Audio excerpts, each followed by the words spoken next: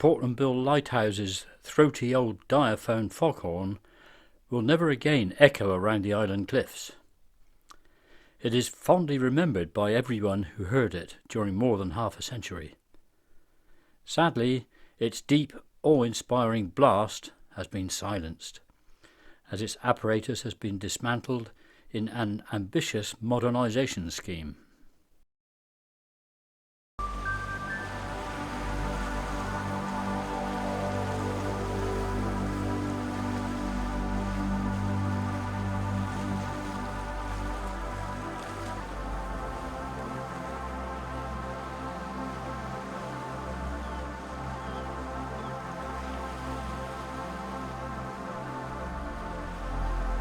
For more than 300 years, Portland's famous lighthouses have dramatically highlighted this treacherous coast. This, briefly, is their story.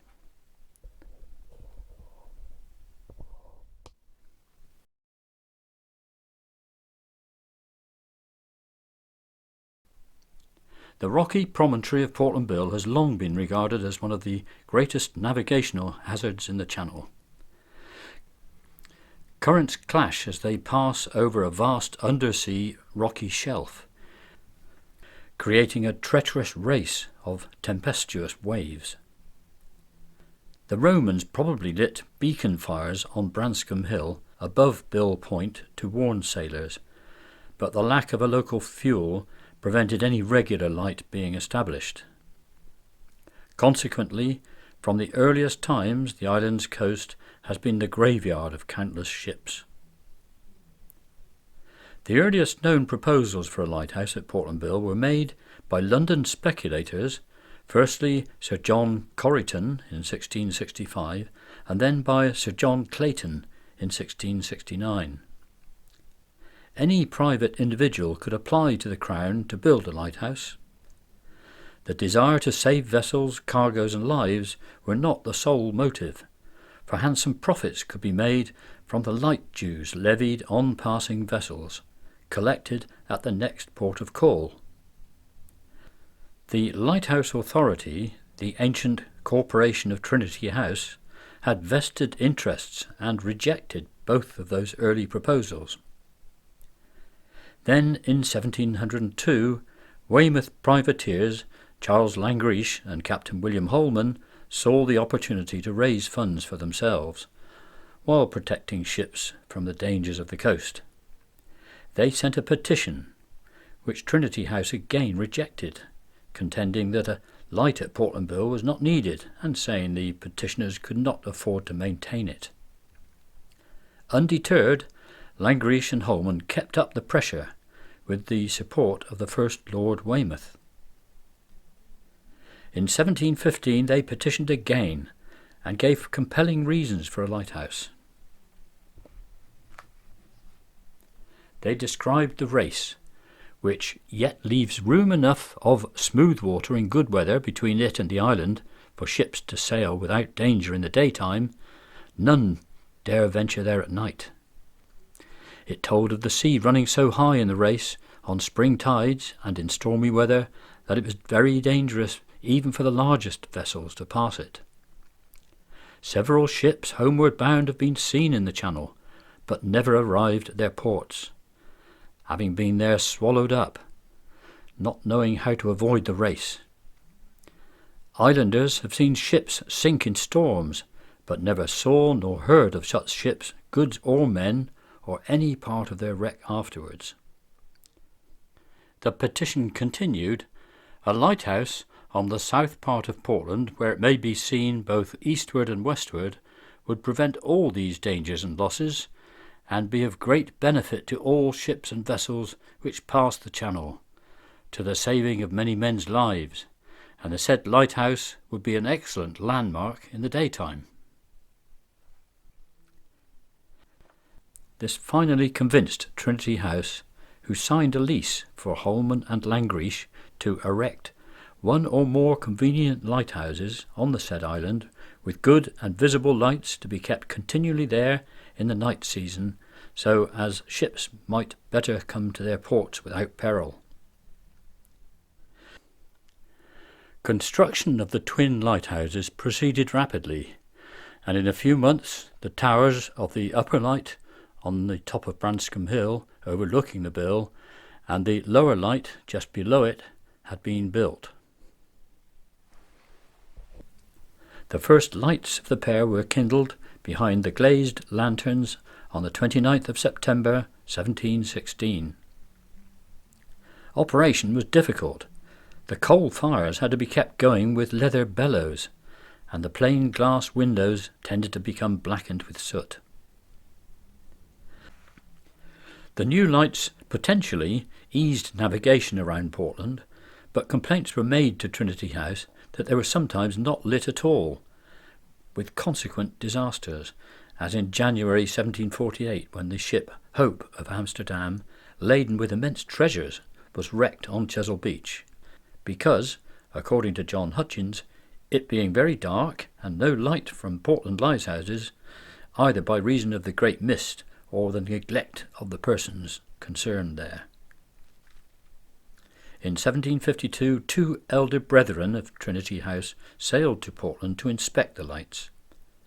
On approaching by sea, they were alarmed to note that it was nigh 2 hours after sunset before any light appeared in either of the lighthouses. As a result, Trinity House terminated the lease and took over the running of the Portland lights themselves. As time went on, Trinity House realised that the Portland lights were grossly inadequate. To remedy this, in 1789, the higher light was fitted with revolutionary oil lamps developed by the Swiss-born Aimé Argand, in which the wick was enclosed in a glass tube, giving a clean, intense flame. A highly polished parabolic reflector placed behind each lamp threw the light forward with great brilliance. This was the first lighthouse in Britain to be fitted with Argand lamps, which thereafter became the standard illumination for lighthouses throughout the world. Weymouth builder William Johns was then engaged to construct a totally new lower light tower to the design of engineer Samuel Wyatt. This was built on a different site so that the pair served as better navigation marks to direct ships clear of the Race and Shambles bank. This 19-metre high tower of 1789 was a very elegant structure. The doorway and windows were in Gothic style. It may seem strange to include such classical features on a functional lighthouse on such a remote site, barely seen by anybody and accessed only along rough tracks. All becomes clear when we find that its architect, Samuel Wyatt, was, just 2 years later, to design the magnificent new headquarters for Trinity House in Tower Hill, London, constructed, of course, in Portland stone. A further link to this island is that Samuel's younger brother, the famous architect James Wyatt, was about to produce his designs for Portland's neo-Gothic Pennsylvania castle. Inside Samuel Wyatt's lower lighthouse, a stone spiral staircase with ornate iron balustrades led to the lamp room, where 6 powerful Argand lamps were installed, and where preparations were made for a world-beating innovation. Experimental 21-inch diameter plano-convex lenses were installed by inventor Thomas Rogers to magnify the light from the burners. The trial was considered a success, and Portland thereby had the first lighthouse anywhere in the world to use a true lens. For the first time, these remarkable new optics could throw a concentrated beam as far as the seaward horizon on a clear night. This commemorative marble plaque was affixed above the door and is now displayed in the current lighthouse. The Portland lighthouses were in fine order when King George III came to see them in September 1791. 10 years later, the great lighthouse engineer Robert Stevenson reported the lighthouses to be in most excellent condition. The keepers kept meticulous records, as in this account from 1810, detailing the weather, oil consumed, hours of illumination, and the number of ships passing, which on August the 10th included a fleet of 52 ships.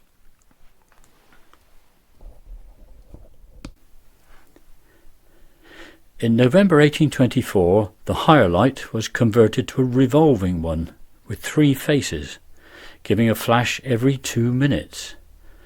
But 12 years later this reverted to a stationary fixed one when it was upgraded with a new optical apparatus made by Chance Brothers of Birmingham. The Portland lights of 1836 were now among the most powerful on the English coast. However, France was now far ahead of Britain in lighthouse technology, partly due to the stubbornness of Trinity House to adopt new developments, their elder brethren being mostly retired seamen with no engineers or scientists on their board. Things changed when Trinity House eventually decided to adopt the remarkable lens system and oil lamps invented by Frenchman Augustin Fresnel, on which Britain's enterprising Chance Brothers were becoming world leaders. Trinity House then commissioned Chance & Co. to install the Fresnel system at Portland in 1856, for which the upper tower was raised in height. By this time, Chance Brothers had become the leading supplier of lighthouse lenses around the world. 5 years earlier, they had supplied all the 300,000 panes of glass for the fabulous Crystal Palace of the Great Exhibition in London. The number of naval and mercantile ships passing Portland Bill was increasing rapidly, so to increase range and visibility, in 1866, Trinity House's engineer-in-chief, James Douglas, designed 2 completely new towers for Portland. His new higher lighthouse was a 2-story circular building, and its 11-metre-high tower being built on a Portland stone plinth. From the 1820s, British lights had been technologically inferior to the latest French ones, but by now the scientific and mathematical genius of the Chance family and other specialists was shining through, and their firm became world leaders in their field. This company manufactured the helical lanterns for both lighthouses as designed by James Douglas. They were first ordered dioptric lenses fronting 5-wick oil lamps. When first officially lit in October 1867, the light's range was up to 18 miles. The new lower light was 25 metres high in 5 stories and had generous quarters attached for the 3 keepers and their families. Inevitably, there were accidents. In June 1866, a carpenter, by the name of Carpenter, working on the building, had his leg crushed when a crane fell on him. 10 years after completing his 2 Portland lights, James Douglas accomplished the incredible feat of building the famous 4th Eddystone lighthouse, a supreme achievement for which he was knighted. The structures of both the higher and lower lighthouses of 1867 have survived into the 21st century. But by the late 1800s, their technology had become dated, and they could not be adapted to house the latest apparatus. Trinity House decided to erect a new single tower close to Bill Point, near a stone marker obelisk which they had erected in 1844.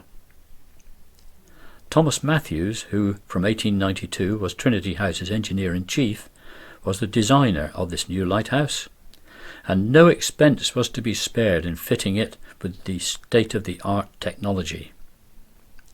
This site was common land, so the agreement of Portland's Court Leet had to be obtained. Messrs. Wakeham Brothers of Plymouth was awarded the contract, and they started work in 1903. For the foundations, they excavated down 2 metres into the bedrock, and stone for the tower walls was quarried from the nearby cliffs. Access to the remote tip of Portland Bill was a challenge, as there was only a rough track from Southwell.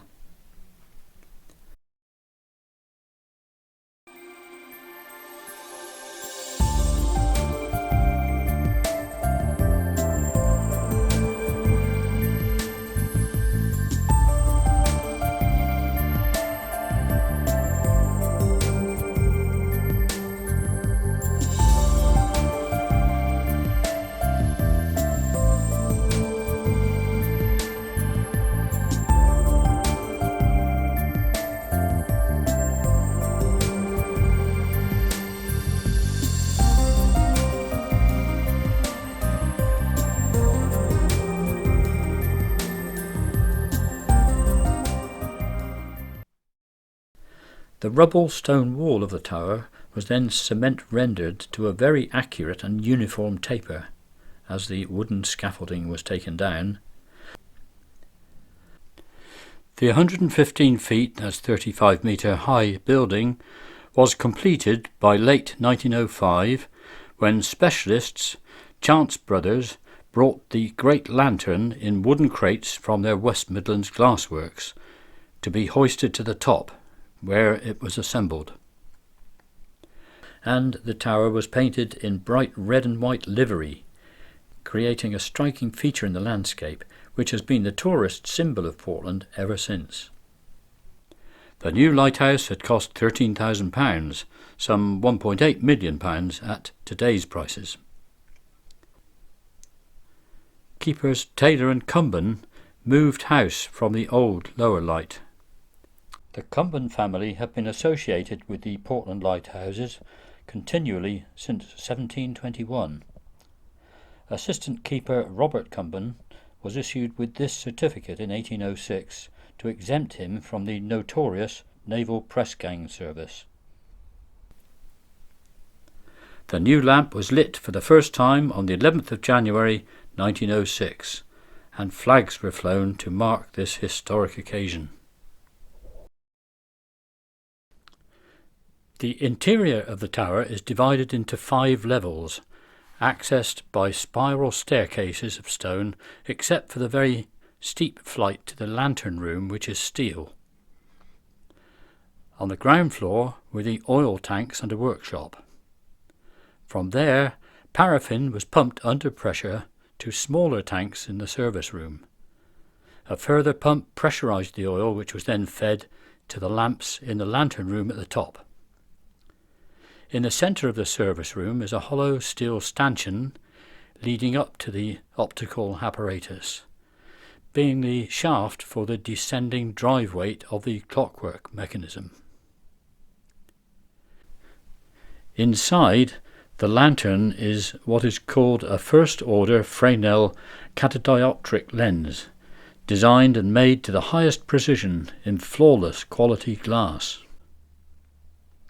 Catadioptric optics comprise reflecting prisms accurately ground to variable angles, fixed above and below the main bullseye lens to project all the light forward in a parallel beam.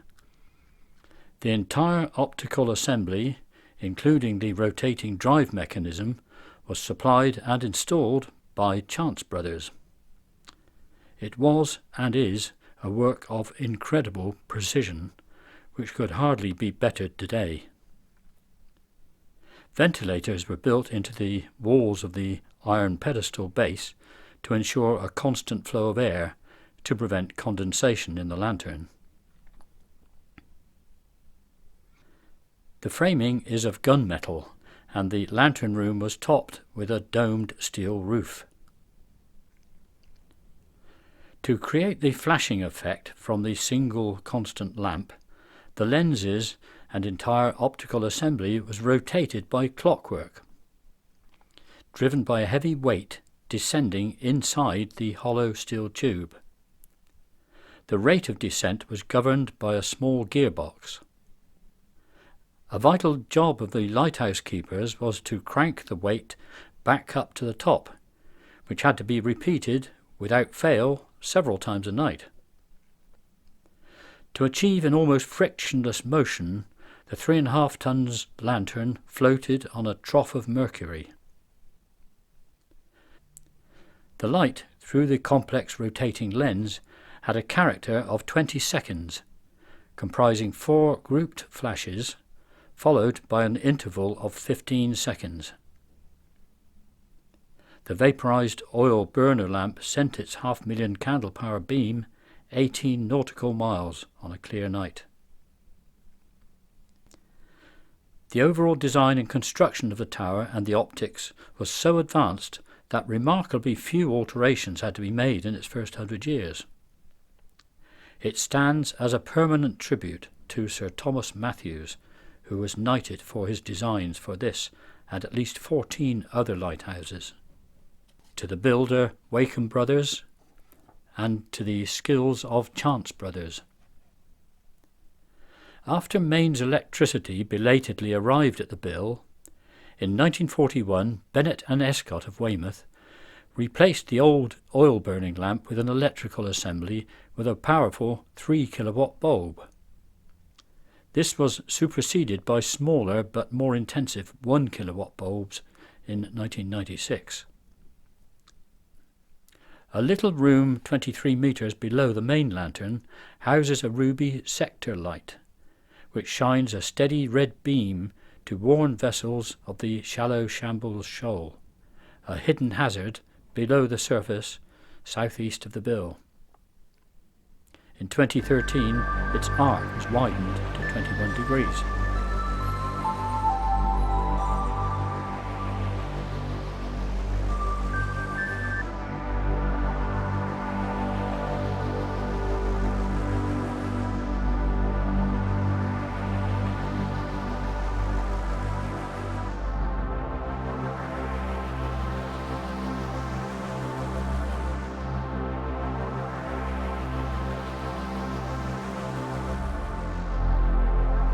For centuries, mariners have been wary of the Shambles, the submerged navigational hazard just a few metres below the surface.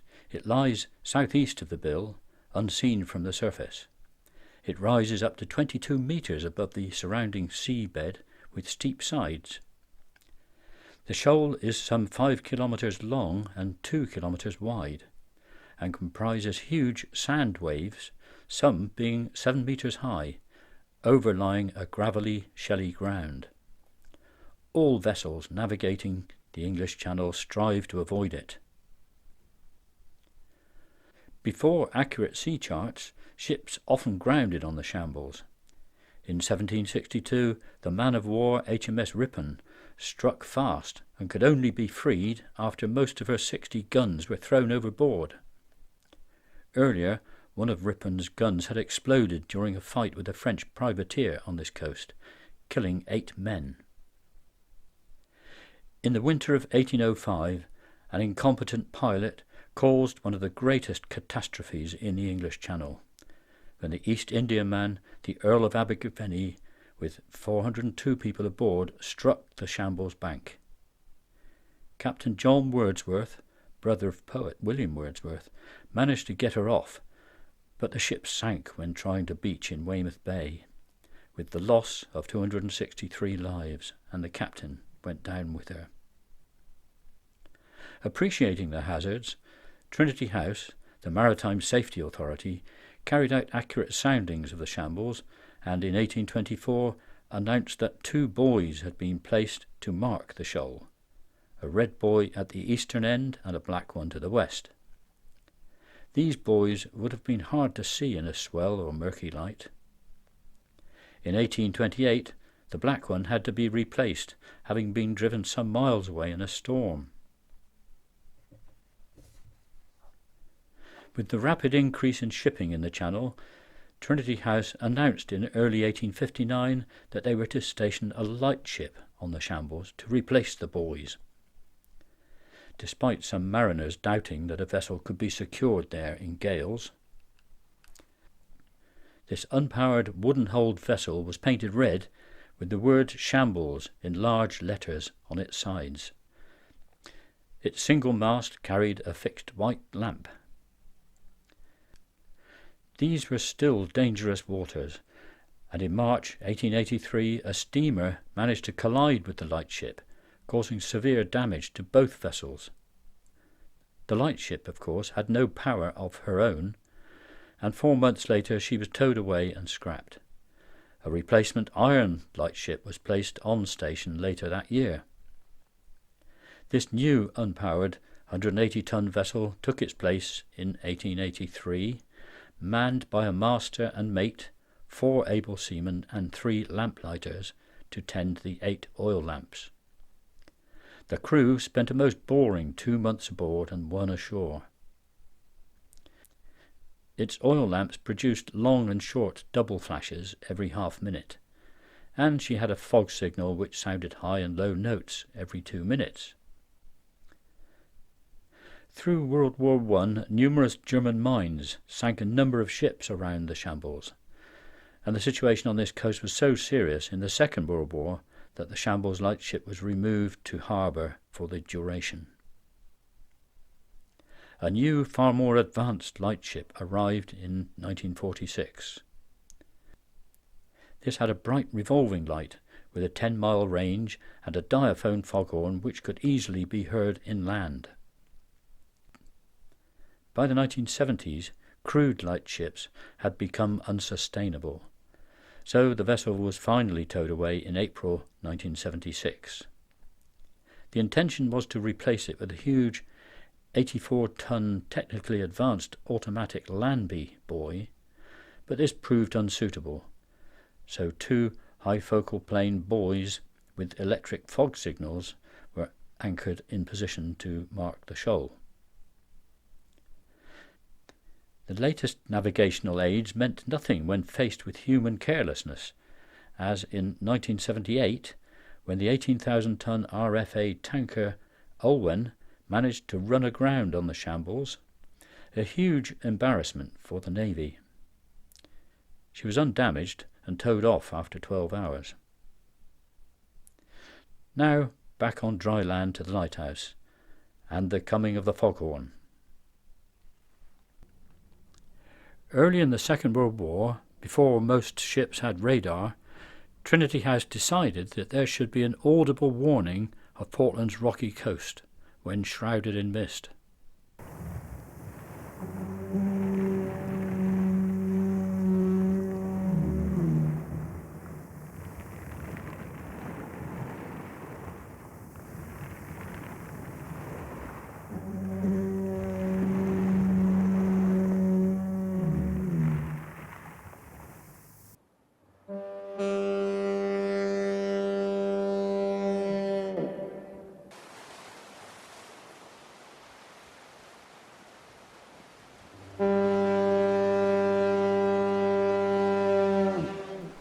Portland's F-type fog signal was developed by the ubiquitous Chance brothers. Installed in 1940, it was an ingenious device based upon the diaphone invented by pipe organ builder Robert Hope Jones in 1894.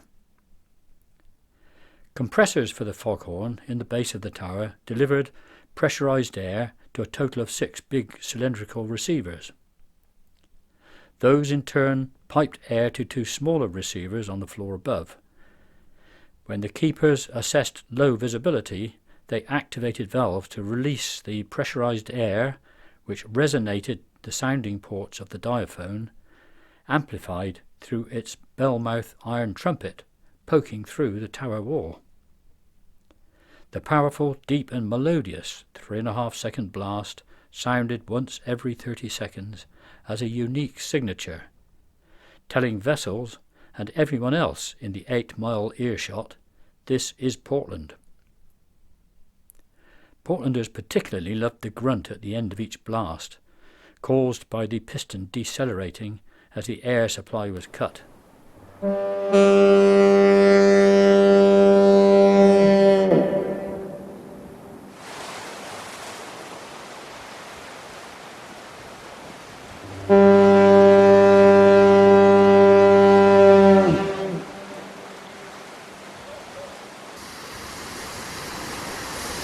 The old drop-weight clockwork mechanism for rotating the lantern was replaced by an electric motor in 1952. A fresh coat of special paint was applied in 1990, giving the sunlit lighthouse a vivid contrast to the seascape backdrop. Then in 1992 a major modernization began, culminating in full automation in 1996. Thereafter, the Portland-built lighthouse was controlled from Trinity House's planning centre in Harwich.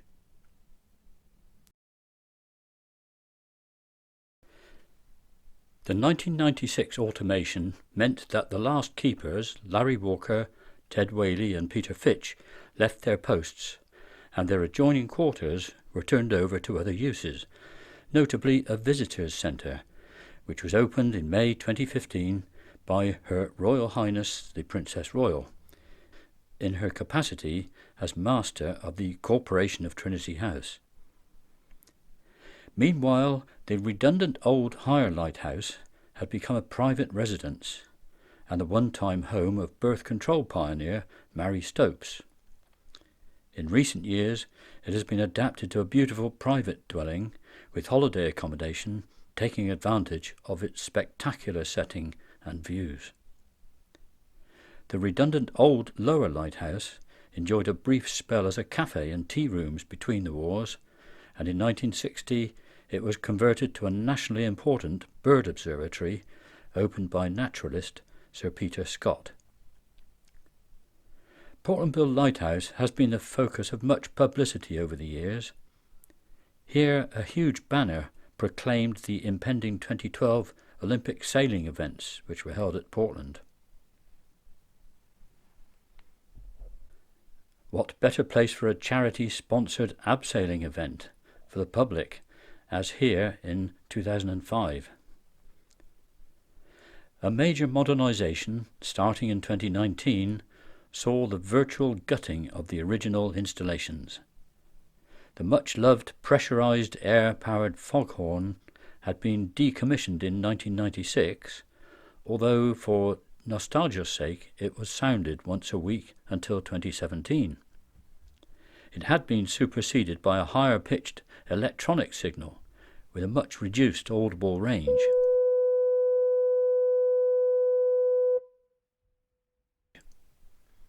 The sound from that signal was emitted through 4 holes in a blocked-up window opening on the south side of the tower.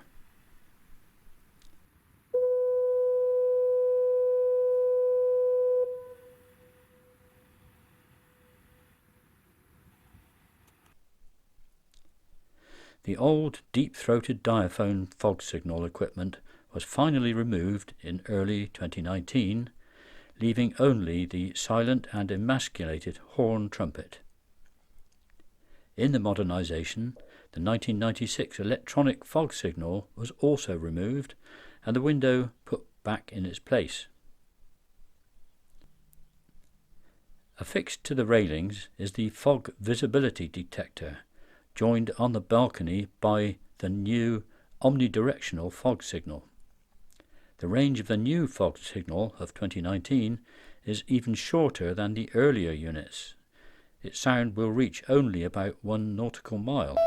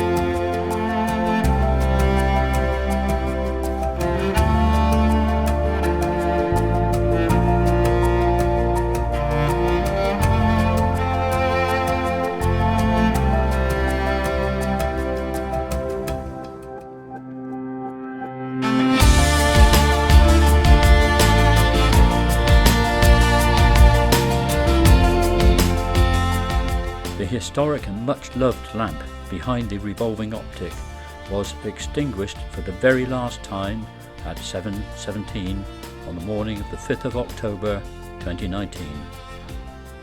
Its final moment, switching off after 113 years, was beautifully captured here by Kevin Burden.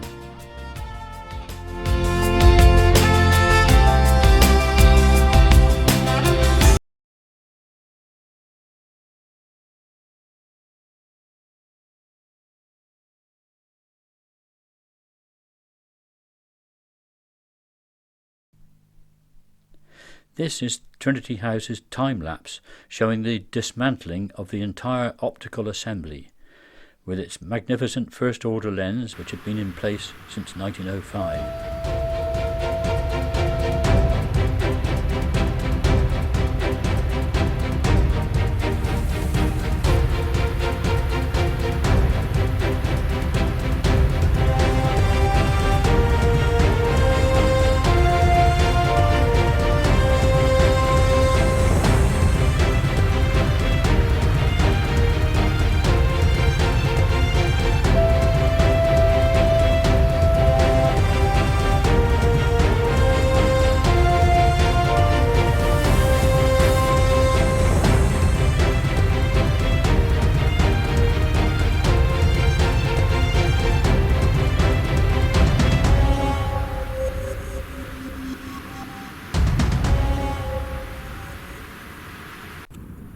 It was all removed from the lantern room in 2019, leaving just its iron pedestal and the trough from which the hazardous flotation mercury had been drained.